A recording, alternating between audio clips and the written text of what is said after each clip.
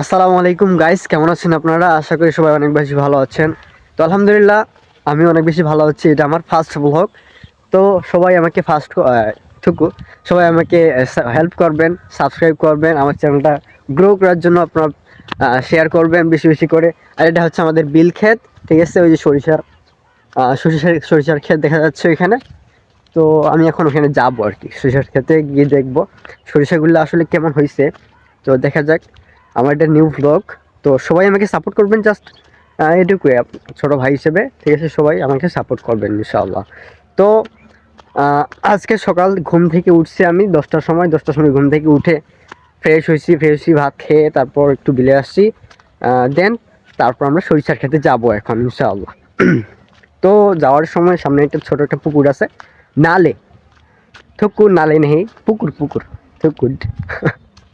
আর যাই হোক গাইস, তো আমাদের সামনে একটা ছোট পুকুর আছে, যেটাকে আমরা বইয়ের ভাষায় বলি পুকুর। তো আমরা এটা গ্রামের ভাষায় বলি যে ডিগি, ছোট্ট একটা ডিগি। এটা হচ্ছে আমাদের আঞ্চলিক ভাষা। আর শুদ্ধ ভাষা বলতে গেলে পুকুর। এই যে আমার পিছনে দেখতে পাচ্ছেন একটা পুকুর। অন্যান্য জায়গায় মানে আঞ্চলিক ভাষা কি বলে আমি জানি না, তো শুদ্ধ ভাষায় আর কি পুকুর বলে সবাই। তো আমাদের এই দিকের আঞ্চলিক ভাষা হচ্ছে ডিগি বলে, যেটা অনেক জায়গায় অনেক মানুষ বুঝবে না। তো আমরা ফাইনালি চলে আসছি সরিষার ক্ষেতে। এই সামনে এতটা হাইগা রাখছে। তো যাই হোক, এই জায়গায় সরিষার ক্ষেত, ঠিক আছে?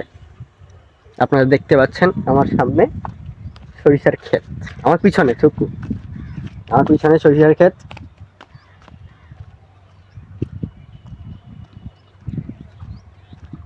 যাই হোক, আপনারা দেখতে পাচ্ছেন তো গাইস?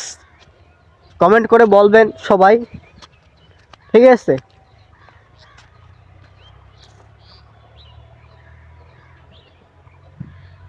সবাই কমেন্ট করে বলবেন।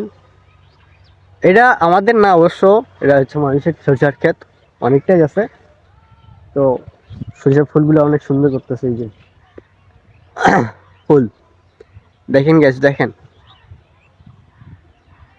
তো টাটা, ভালো থাকবেন সবাই। আমি এখানে আসলে কিছু ভিডিও ক্লিপস নিব। এটা আমার ফার্স্ট ব্লগ আর কি। তো সবাই আমাকে সাপোর্ট করবেন, ঠিক আছে? জাস্ট সাপোর্ট করবেন, লাইক করবেন, শেয়ার করবেন, কমেন্ট করবেন বেশি বেশি করে, আমি রিপ্লাই দেবো ইনশাআল্লাহ। তো সবাই ভালো থাকেন, সুস্থ থাকেন। আসসালামু আলাইকুম ওয়া রাহমাতুল্লাহ।